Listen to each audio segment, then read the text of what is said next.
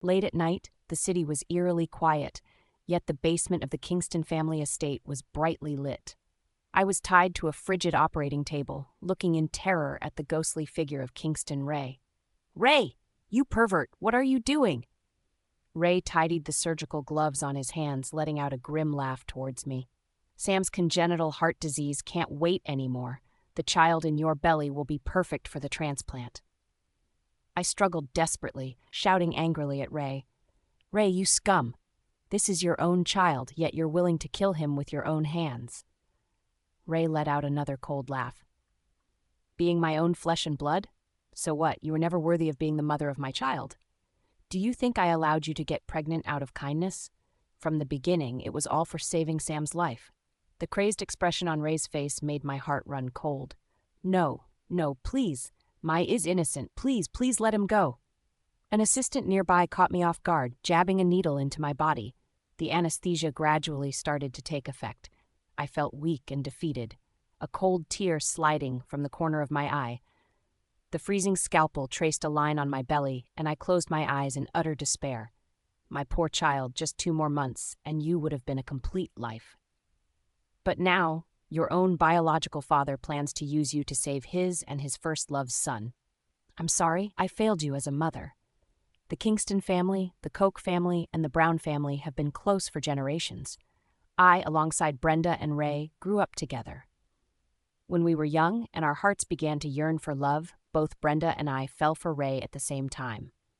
However, no matter how hard I tried, I couldn't match Brenda's clever mind and charming words, which had won Ray's heart.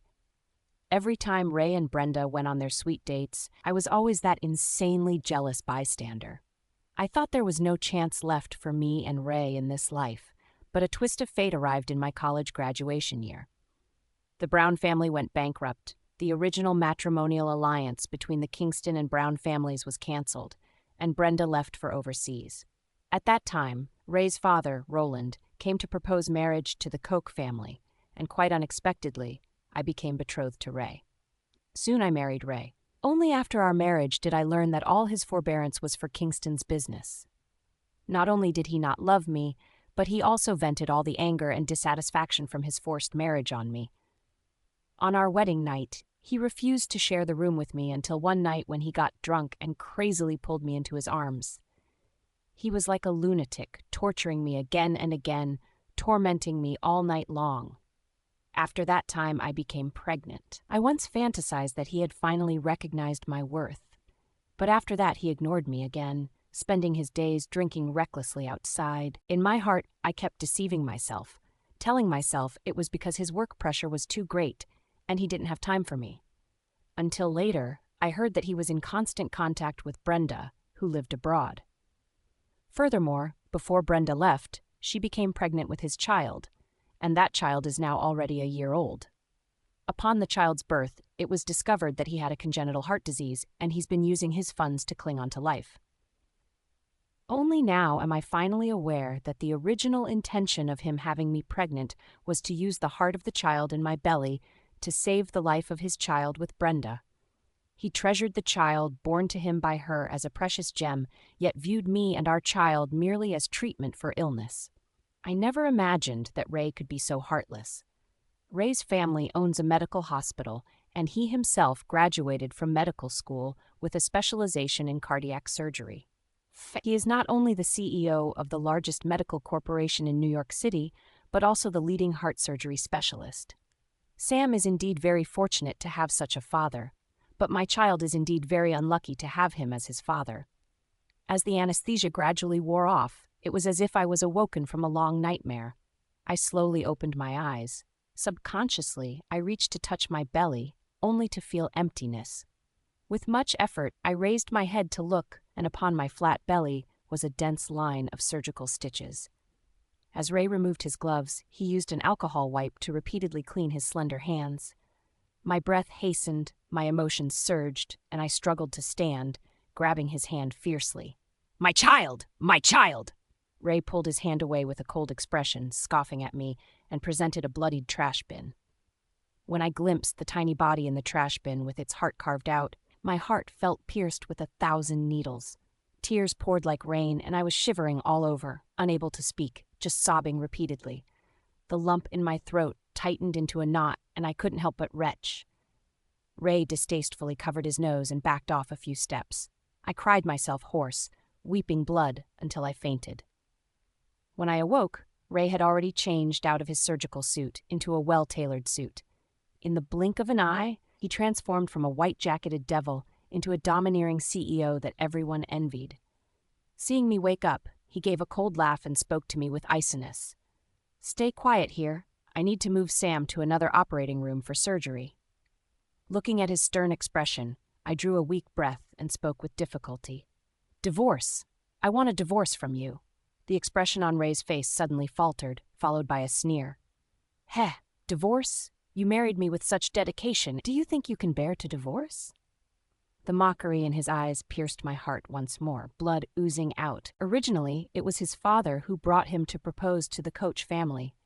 After the engagement, he was extremely affectionate towards me, leading me to mistakenly believe that he genuinely fell for my deep feelings for him. Once we got married, his true nature revealed. All the affection he showed me was but an act. Everything was just to take advantage of our marriage alliance to get my father to invest in the Kingston family business.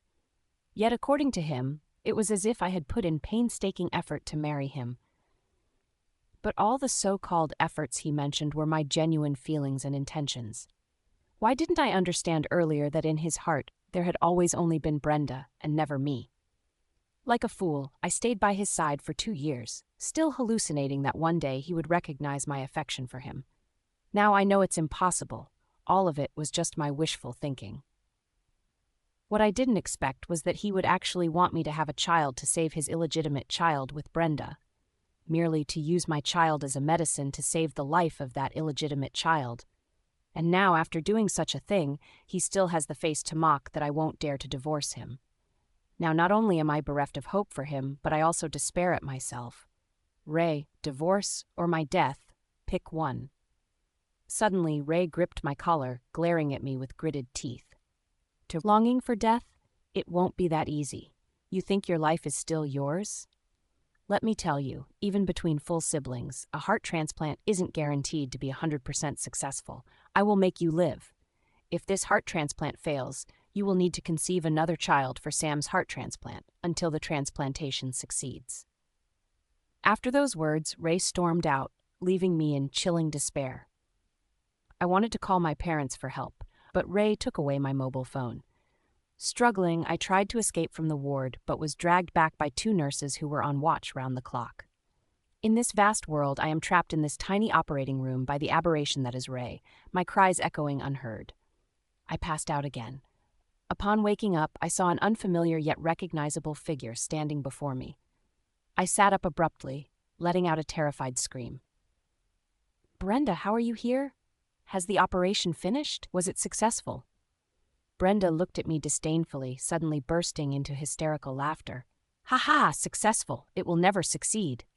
All these are but Ray's delusions." I looked at Brenda, puzzled. What do you mean? Why can't it be successful?" "Because my child doesn't belong to Ray. I got pregnant behind his back." "Ha ha ha, hilarious, isn't it? He thinks he's deeply in love with me, a memory he could never forget, but I haven't loved him for a long time. He insists that my child is his, and he wants you to get pregnant and donate your child's heart to mine. He's insane, do you know that?" Hearing this, I was struck dumb. I immediately grabbed Brenda's hand. Then you must stop him. My child is already lifeless. He will endanger your child." Brenda viciously shrugged my hand away, her eyes full of mockery. "Humph, I won't stop him. I want him to witness with his own eyes the death of 2 children he caused. I want him to live with regret for the rest of his life. He claimed that he loved me, but when I was forced to leave the country, why didn't he fight for me? Why didn't he leave with me? Instead, he proposed to the Koch family on behalf of his father. I hate him. I deeply hate him." Brenda's crazed demeanor left me absolutely stunned. I always thought that even if they didn't end up together, Brenda was deeply loved by Ray. What an enviable, even jealousy-inducing thing that is. Little did I anticipate the way Brenda perceives Ray's feelings for her. If Ray knew what Brenda was thinking, how would he feel? I suddenly feel like the emotional entanglement between the three of us is a joke. I lost control of myself for Ray, only to be detested by him. And the woman he has loved for years harbors similar resentment against him. But what I don't understand is, since Brenda hates Ray so much, why does she pretend to be infatuated with him and not expose this matter? Just as I was full of doubts, Ray suddenly pushed the door open with a bang. His face was utterly cold, and his eyes were filled with deep pain. Seeing Brenda in the operating room, he showed no surprise, just buried his head deeply in Brenda's arms. I'm sorry. It's my fault. The surgery failed. But don't worry, I replaced the child's heart. Just wait, I will have her conceive once more, and we'll replace our child's heart again. Brenda cradled Ray's head, her eyes filled with tears as she gazed deeply into his. No more, Ray. Promise me, don't hurt Jasmine anymore for the sake of our child. Let go of Sam. Although I can't have children anymore, if you love them, we could adopt one. Ray suddenly turned his head, his eyes full of hatred as he glanced at me, and scoffed. No, I will not give up. As long as there's a glimmer of hope, I will not surrender. Jasmine, your greatest value in this life is to bear children, to provide a heart to save Sam's life. I will make sure you get pregnant. I stared in horror at Brenda and Ray's passionate performance unfolding before me. For the first time, I realized that not only did Ray have some serious issues, but Brenda was even more sick. I couldn't understand why she is doing this. Is it all just to get back at Ray's abandonment of her? But by doing so, isn't she subjecting herself to pain too? Furthermore, by doing this, she's endlessly dragging me into it. Ray, Brenda, and I, the three of us who grew up together, can't we escape this fate of tormenting each other? At this moment, I felt that living in such torment is even more terrifying than death. I gritted my teeth and trembling addressed Ray. Ray, your scheme to use my child to replace Brenda's child's heart will never succeed. The child in her belly isn't even yours. You maniac, have you truly gone mad? I thought my outcry would snap Ray back to reality, but instead he slapped me. Jasmine, you dunce. Do you really think I am so stupid that I wouldn't test the child's blood before the operation? I'm warning you, stop being foolish in front of me, take good care of your health, and prepare for the next time I try to get you pregnant. After saying this, Ray, arm in arm with Brenda, walked out. Yet, I could clearly see a trace of deliberate calculation in the glance Brenda cast my way. All of a sudden, I was stunned, having no idea who was telling the truth between Brenda and Ray. Were they each harboring their own scheming plans, or were they putting up a cooperative performance together? Could it be that this time I am once again the one being fooled? I suddenly felt like I'd fallen into a tremendous conspiracy game. Perhaps I was merely a pawn in this conspiracy game, and the only way to escape was death. Fine, so be it. I no longer want to be manipulated by you all. Noticing that the duty nurse was nodding off, I picked up the painkiller injection lying nearby, and I injected the entire bottle into my body. As a wave of weakness quickly surged over me, the dizziness enveloped my mind, followed by an overwhelming urge to sleep. Soon I lost consciousness. In the fleeting moment before I lost consciousness, I sighed inwardly. Ray, Brenda, I'm dying. Your conspiracy game can no longer harm me. I felt a huge relief, as though my long-imprisoned soul was finally set free. I was faintly standing in front of the bed, looking at the body that lay quietly there. An inexplicable sense of lightness made me sigh with relief. I finally realized I was dead. The entity I am now was nothing but a soul. I saw the drowsy little nurse finally wake up, rubbing her eyes and glancing at me on the sickbed. She slightly furrowed her brows and got up and walked towards me, checking my breath. Then she took my pulse and suddenly screamed towards the door. Doctor! Doctor! The patient's heartbeat has stopped! I saw the doctor frantically run over, repeatedly shocking my heart with a defibrillator. Under the current, my body bounced high and fell down, bouncing and falling until it came to rest. Suddenly, the door to the ward was forcefully pushed open from the outside, and Ray, panting heavily, rushed inside. With an incredulous look on his face, he pushed the medical staff aside and stared at me. Impossible! This is impossible! She only had an abdominal surgery. How could she die? The little nurse, who was supposed to watch me, broke down in fear, her face pale. "I'm sorry, Mr. Kingston. It was me, being careless, and she administered an entire bottle of analgesics on her own." Ray, looking crazed and bloodshot-eyed, let out a roar and violently kicked the nurse onto the floor. "Ah! How did I instruct you? Closely monitor her every second. You owe me Jasmine's life. You owe her life." The medical staff nearby, normally intimidated by the always domineering and calm CEO Kingston, quickly rushed over to hold him back. "Mr. Kingston, please calm down. Now that your wife has passed away, beating this nurse can do no good." Ray, like a madman, shoved everyone aside and zapped my lifeless body incessantly himself with the defibrillator. A strong smell of charring instantly emanated from my body, terrifying the nearby doctor. He rushed over and hugged Ray tightly. Mr. Kingston, calm down. You're going to destroy your wife's body." Looking at the scene before me, an inexplicable sense of satisfaction welled up inside me. So having someone you love grieve over you was surprisingly satisfying. This thought just surfaced and immediately made my heart jolt. Damn, could it be that after my death, I had become a pervert? I saw Ray standing before me, his eyes bulging out, glaring intensely at my face after he was deprived of the defibrillator. Suddenly, he once again lost control and walked towards me, seizing my neck with his hand. "Jasmine! Wake up! Wake up! Stop pretending! I know you're deliberately putting on a show to deceive me. Get up! Get up!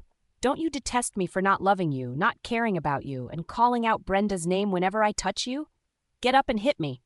Seeing that I had no reaction, Ray deflated like a popped balloon. He released his grip on my neck and hugged my lifeless body, loudly weeping in agony. The medical staff in the room shook their heads and sighed, looking at Ray's manic behavior. I, on the other hand, smirked in detached amusement from the side. "Ray, I really don't know if you even have a heart at all. While I was alive, you never had even a shred of pity for me. Now that I'm dead, who is this immense grief of yours for? Is it for your own sake?" I can't bother with him anymore, trembling as my soul slowly floats towards the garbage can where my child's body had been discarded. Alas, the trash can had been cleaned early on. It's now spotless with no trace left. Yet my soul can still feel an agonizing pain coming from where my heart used to be. My child, who I had no chance to lay eyes on, no time to give a name, left the world as soon as it entered. I wander incessantly around the room, trying to find my child's soul. I wonder if my soul can exist, perhaps my child's does as well. But in the end I'm left disappointed. There is nothing to be found. I don't know why the heavens have not taken my soul away. I chose suicide to escape the pain, but even in death I'm forced to witness this farce alone. Ray is holding my body, crying a river, making my spirit cringe. Frustrated, I move my spirit to stand in front of my body, clenching my fist and land a punch to his face. Yet my fist passes through Ray's head without causing any harm. But he seems to sense something, abruptly raises his head, wide-eyed, gazing around. "Jasmine, can you see me? You're still here, aren't you? Please, don't die. Wake up." Just then, the hospital room door creaked open, and Brenda stepped in. Seeing Ray's crazed state, she walked over with sympathy in her eyes, taking his hand. "Ray, Jasmine, she has passed away. Please don't do this, okay?" Brenda looked at my lifeless body in terror, taking a step back, seemingly frightened. Turning her gaze to the medical staff in the room, she spoke, "Could you all please step out for a moment? Ray needs a bit of calm." Everyone left, and Ray ran into the bathroom, repeatedly dousing his face with cold water. Then Brenda cautiously approached me, staring at me with terrified and icy eyes, speaking through clenched teeth. "Jasmine, you've really let me down. I plan to join forces with you to act out a drama that would make this scum, Ray, pay the price for betraying us two women at the same time." "Why? Why did you give up so quickly?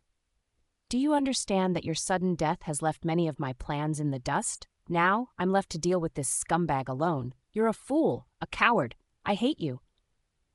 Seeing Jasmine's disappointed expression, I seemed to understand something. My soul anxiously spun around her. I exhausted all my energy to condense myself into one form, risking a whirlwind around her with my soul. "What are you doing? What on earth do you want to achieve?" Brenda suddenly stood up, looking towards my position, speaking in surprise. "Jasmine, can you hear my words? Can you?" If you can hear me, shake the flower in the vase on the bedside table. I'll tell you the entire plan." I exerted myself once again, using my soul to sway the flower. Sure enough, the flower shook vigorously. Brenda's eyes sparkled with excitement, and she lowered her voice, speaking emphatically to my lifeless body. "That scumbag Ray did DNA tests and blood type matches for my child. It was me who altered the report and matching results, so he's always believed that the child is his. I lied to him that I couldn't have any more children, so he rescued my child, who has congenital heart disease, and believed that he was our only child. My original plan included you. I hoped he would see the operations failing time and time again, and each time he would get you pregnant to provide a new heart for my child, until my child couldn't survive and died in his hands. I want him to feel guilty and remorseful for harming 2 women in his lifetime. I know my plan was a bit selfish, considering it involves you, but I couldn't care about that. He ruined my whole life, and I have to retaliate, but you died so quickly, leaving me alone to carry out the plan. I need to adjust the strategy, and I'm really furious." "Do you think I just want him to feel guilty and remorseful?" "No. I've also used his trust to steal a lot of Kingston's business secrets and sold them to competitors. I even fooled him into investing in some expensive projects for me and my child. Just wait and see. In no time, Ray will be bankrupt. I want him to carry guilt and remorse in the end and to die without a place to be buried." Listening to Brenda's long confession, I was stunned. I thought Ray's betrayal and hurt to me were deep enough, but it turned out that Brenda hated him 100 times more. I mobilized all my strength to shake my body and sob softly in Brenda's ear. "Why? Why do you hate him so much? What has he done to you? Everyone knows Ray as an overbearing CEO, a skillful surgeon, but you've only been married to him for 2 years. I was with him before college, so I know more about his abnormality." "You shouldn't have married him. He's always been a control freak and extremely sensitive.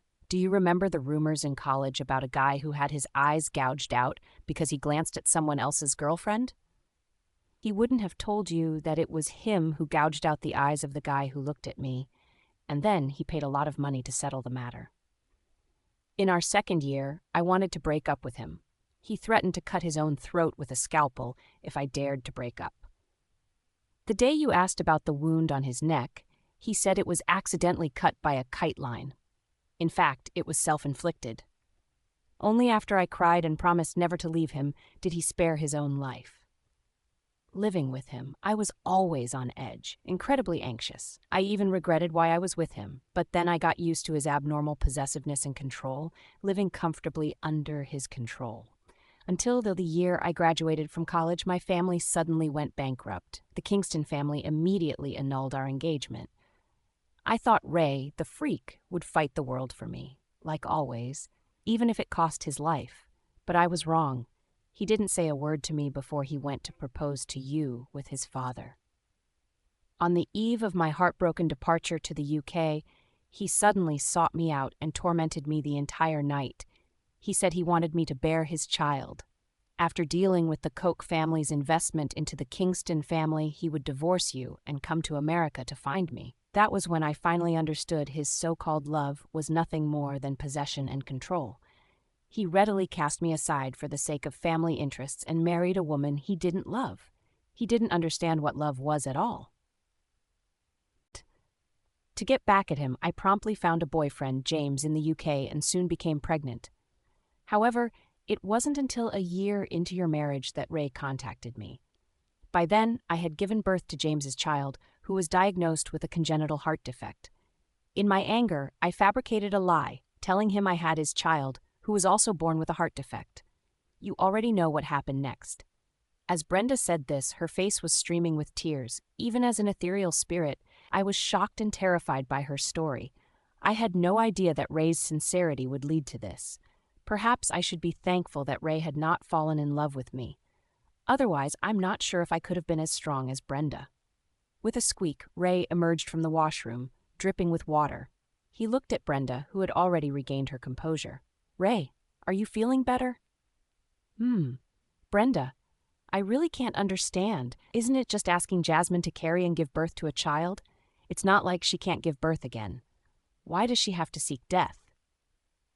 I saw Brenda's face change, but she quickly regained her calm, cradling Ray's face in her hands with fondness. Maybe not every woman can love you as deeply as I do, or be as strong as I am. Ray was visibly moved, tightly holding on to Brenda's hand. Don't worry. Even if Jasmine is dead, I would scour the globe to find a match for our child. Why don't we let the staff handle it? Don't trouble yourself too much. I am worried about you. In the end, Ray and Brenda helped me with my death certificate, and soon I became ashes in an urn. On the day of the burial, the clear sky suddenly turned overcast, followed by a gentle drizzle. The moment my ashes were buried, Ray unexpectedly lunged onto the grave, losing control. He ignored the mud everywhere, using his hands to dig into the freshly covered dirt, crying till his heart ached. Jasmine, how could you die? You shouldn't have left me alone to die. You've got such a cold heart. My spirit drifted to the side and lingered near Brenda, sobbing softly. Pitiful, and yet such a hypocritical man. He never loved me, yet pretends to so realistically. Jasmine snorted with a slight smile and whispered to me in a low voice. He simply can't get used to loss, that is all. But this is just the beginning. Await, for in time to come he will lose everything. Do you really have the heart to watch him lose everything? He really loves you, the man whom you also deeply loved. Brenda took a pause before speaking again. His love for me was too heavy, madness by weight. I can't bear it. Originally, I could have gone to the UK and we could have had a perfect ending. He marries you. I start a new life. But he wrongly decided to bother me again after I'd given birth. Do you know, once when he came to the UK to find me, he ran into James. They had a confrontation, and in his rage, he gave James a concussion. He's still in the hospital. If he hadn't paid off the situation with a huge sum, he would be in jail. I can't entangle with such a man my whole life. I need to break free. At this point, I fell into silence. Perhaps what Brenda said was correct. This was the only way to break free from Ray. I didn't have the strategy or the courage like Brenda. I simply chose death while she wanted him dead. I wasn't clear how genuine Ray was as he cried and wailed over my grave, but all of that doesn't matter anymore. My heart died when he took away our child. After the funeral, I followed Ray and Brenda back to the estate we shared. Ray, however, broke down like a child as soon as we walked in the door, throwing himself into Brenda's arms. Brenda, he sobbed, am I a terrible person? I married Jasmine even though I never loved her. Years ago, I had to let you go for the sake of our family business. You truly never blamed me for that, did you? Brenda sympathetically patted Ray on the back and gently consoled him. I know everything was a hard choice for you. How could I blame you? Try not to overthink. Let's just live well in the future, okay? Although Brenda's words were kind, her eyes behind Ray's back were filled with cold ruthlessness and hatred. Brenda prepared a bath for Ray. After he finished, she coaxed him to bed. She then went to the guest room where she knew I was. Shutting the door behind her, she whispered to me, Jasmine, tomorrow I will quietly go back to the UK. My revenge will then begin. I didn't respond, not knowing what to say, and instead asked her another question. I know you are genuinely in love with Ray. If I kill him, will it hurt you? At that moment, I scoffed in my heart and whispered in her ear, No, I wouldn't be hurt. I have already given up on him. Do what you need to do without worrying about me. I may not be staying here much longer either.